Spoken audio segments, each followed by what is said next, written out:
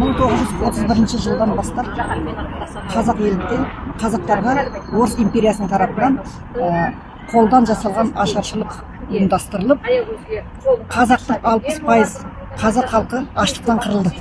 Ол бізге жасалған, қазаққа жасалған қастандық.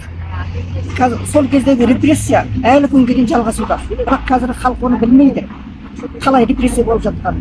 Мысалға, Алға Қазақстан партиясының Марат Жыланбаев, ол тек қана әділдік іздеген үшін, Алға Қазақстан партиясының жетекші болғаны үшін, қазақтың жері қазаққа тиесілі дегені үшін 7 жылға сотталып отыр. Осының өзі репрессия.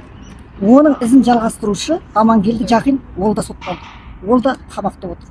Ол репрессия. Қазіргі заман қарапайым халық білмейтін де шығар. Әділдікті іздеген, шындықты айтқандардың барлығын соттап жатыр. Осы репрессия кімнің қолынан болып жатыр? Осы репрессия қазақтың қолынан болып жатыр. Қазақты қазақ қорлап жатыр, қазақты қазақ соттап жатыр, қазақты қазақ өлтіріп жатыр. Мынаның бәрі осы репрессия. Баяғыда 31 жылы орыс империясының қолынан келген болса, қазір қазақтың қолынан келіп отыр. Сонда әділдік қайда? Мына билікте отырғандарды сатқын демей не деп айтуға болады?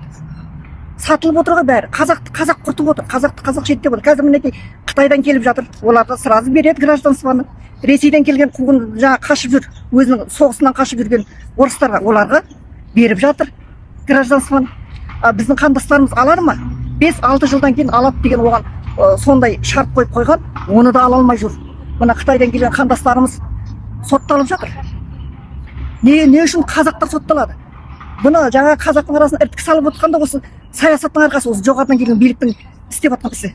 Мынау ана өңірден келген, мынау Қытайдан келген, мынау тағы бір жерден келген, тек қана біріне айтып салып отыр. Бұның барлығы осы қазақты біріктірмеу. Осы жаңағы өздерінің жаңағы несін іске асырып отыр. Қазақты қазаққа біріктірмей, қазақты қазаққа қорлатып отыр. Өздері осы жаңағы репрессияны жүргізіп отыр. Мінекей қазіргі репрессия қалай болып жатыр. Мінекей активистер, мына бас көтерген шындықты айтқандардың барлығы сотталып жатыр, қудаланып жатыр. Қудаланбағандар үйлерінен аңдиды, туыстарына дейін аңдып, бәріне сондай шектеу қойып отыр. Осының бәрі репрессия. Ояныңыздар, көздеріңізді ашыңыздар. Репрессия қазір бұрынғыдан да күшті жүріп жатыр. Әділдік іздегендер қамауда, педофил, жаңағы нелер, адам өлтіргендер бостандықта жүр. Осыдан білуге болады, әділдік бар ма? Соттың өзінде әділдік жоқ. Ана билік не істейді? Біреуді қама десе қамайды, босат десе босатады. Міне біздегі жаңа Қазақстан. Сол үшін оянайық, ұмытпайық осы бұрынғы жаңағы ашаршылық қолдан келгендігі. Алға Қазақстан.